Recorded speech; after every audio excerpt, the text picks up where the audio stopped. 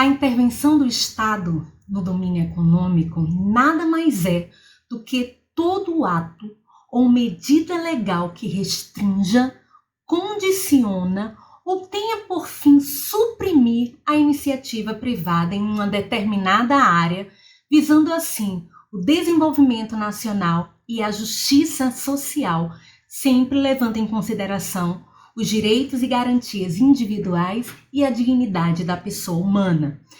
E dentre os motivos determinantes para o surgimento da intervenção estatal na economia, despontam principalmente o fracasso do mercado e a necessidade de recriá-lo com o Estado assumindo para si algumas responsabilidades. Então, surge naquela perspectiva do Estado liberal, que com a sua não intromissão percebeu-se que o mercado por si só, apesar da sua mão invisível, não foi capaz de por si suprir as necessidades humanas e principalmente garantir um mínimo de condições de promoção para a dignidade humana.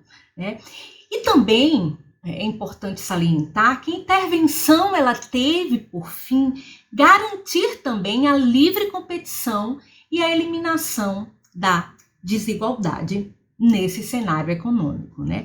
Então, de tal modo, o Estado ele vem justamente para atuar em prol da justiça social por meio de uma distribuição justa de renda e passou a atuar na atividade econômica também como um agente econômico, como um empresário, tendo como intuito conseguir mais prontamente metas que demandariam maior tempo se fossem feitas por particulares ou até mesmo áreas do mercado que não teria interesse econômico. E aí o Estado veio e assumiu essa parcela. Então, a nossa Constituição ela faz um apanhado basicamente de duas formas de intervenção do Estado, que nós chamamos de intervenção direta do Estado na sociedade, na economia, melhor dizendo, e a intervenção indireta do Estado na economia.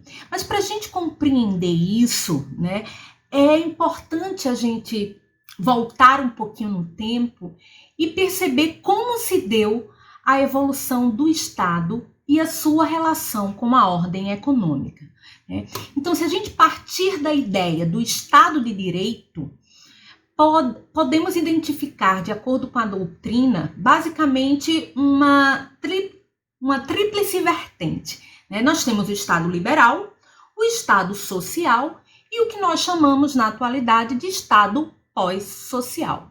Então, no Estado liberal, logo após as revoluções burguesas do século XVIII, percebeu-se uma evidenciação do indivíduo. E este tem como característica principal a ideia de que o Estado deve intervir minimamente nas relações econômicas. De acordo com Adam Smith, que foi um dos principais representantes do liberalismo econômico, o Estado possui apenas 3 deveres. Que deveres seriam esses? Realização de obras públicas, lógico, desde que essas não pudessem ser executadas pela iniciativa privada, a defesa do Estado contra inimigos externos, ou seja, na iminência de guerras, então a sociedade deveria ser defendida a partir da figura do Estado. E a proteção dos indivíduos contra as ofensas mútuas, que é uma situação de segurança pública. Tem um autor que eu gosto muito, que é Dalmo de Abreu Dalari, que ele diz o seguinte, vamos abrir um parêntese, o Estado moderno nasceu absolutista e durante alguns séculos todos os efeitos e virtudes do monarca absoluto foram confundidos com as qualidades do Estado. Isso explica porque já no século XVIII o poder público era visto como inimigo da liberdade individual. E qualquer restrição ao indivíduo em favor do coletivo era tido de forma ilegítima. Essa foi a raiz do individualista do Estado liberal. Ao mesmo tempo, a burguesia enriquecida, em razão da Revolução Industrial, que já dispunha do poder econômico, preconizava a intervenção mínima do Estado na vida social, considerando a liberdade contratual um direito natural do indivíduo. Então, ante o surgimento de novas necessidades sociais, e principalmente como uma forma de sanar o passivo social gerado pela Revolução Industrial, sobreveio a teorização do Estado Social, que expressava o clamor da sociedade que lutava e desejava garantias e cumprimento dos direitos sociais. E o grupo foi colocado em evidência e a questão social passou a ser a maior preocupação do Estado. Também quero fazer uma leitura para vocês de uma questão que Norberto Bobbio ele traz a respeito do estado de bem-estar social, o Estado social, que ele diz o seguinte, olha, da crítica das doutrinas igualitárias contra a concepção e a prática liberal do Estado é que nasceram as exigências dos direitos sociais, que transformaram profundamente o sistema de relações entre o indivíduo e o Estado e a própria organização do Estado, até mesmo nos regimes que se consideram continuadores, sem alterações bruscas, da tradição liberal do século XIX. E o liberalismo e o igualitarismo deitam suas raízes em concepções da sociedade profundamente diversas, individualista, conflitualista e pluralista. No caso do liberalismo, totalizante, harmônica e monista, no caso do igualitarismo.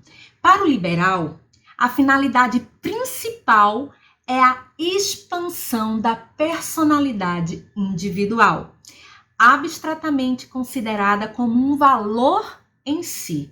Já para o igualitário, essa finalidade é o desenvolvimento harmonioso da comunidade. E diversos são também os modos de conceber a natureza e as tarefas do Estado, limitado e garantista, o Estado liberal, intervencionista e dirigista, o Estado dos igualitários. Então, vale ressaltar que a assistência prestada pelo Estado social ou o Estado de bem-estar social não é oferecida como caridade, mas sim como um direito político. Por quê? Porque no século XVIII, no século XIX, a ação estatal, ou melhor, a assistência social, ela se dava principalmente através das instituições religiosas. Então, como o Estado social deixa de ser uma característica de caridade, de fraternidade, e passa a ser um direito político das pessoas, o recebimento dessa tutela, desses direitos por parte do Estado. E já o Estado, que é considerado pós-social, Pedro Lenz ele diz que pode-se afirmar que os institutos clássicos do direito de propriedade e a autonomia da vontade privada eram suficientes para regular a atividade econômica, até porque o capitalismo primitivo pregava a autorregulação sem qualquer interferência do Estado na economia. Só que a partir do século XX, a situação começou a ser repensada, e principalmente devido a frequentes situações de abuso de poder econômico. E dessa forma ocorreu a constitucionalização da economia.